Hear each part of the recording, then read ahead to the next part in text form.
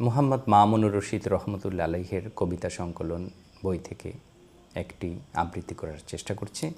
কবিতার নাম নির্দেশ। দাঁড়িয়ে আছি সকল সংঘর্ষের মাঝখানে।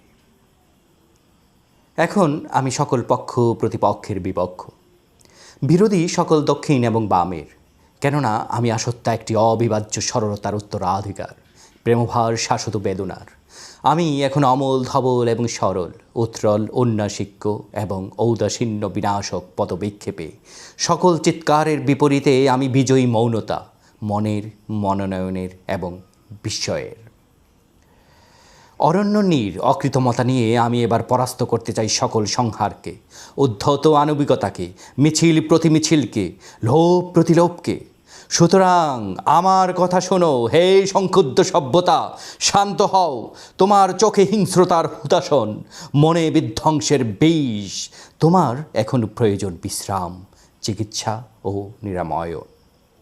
দেখো ভ্রাতা ও ভগ্নীগণ নিরাপত্তার অভাবে কাঁদছে পুষ্পের প্রতিরূপ, শিশুদেরকে নিয়ে উদ্বাস্তু হয়ে যাচ্ছে অজস্র আপনজন।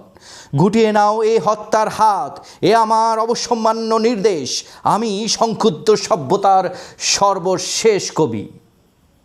স্বপ্ন দেখি ভালোবাসার একছত্র সাম্রাজ্যের, তার প্রতিছন্দক হয়ে যিনি খ্যাত মহানিসর্গের মমতার প্রতিভূরূপে।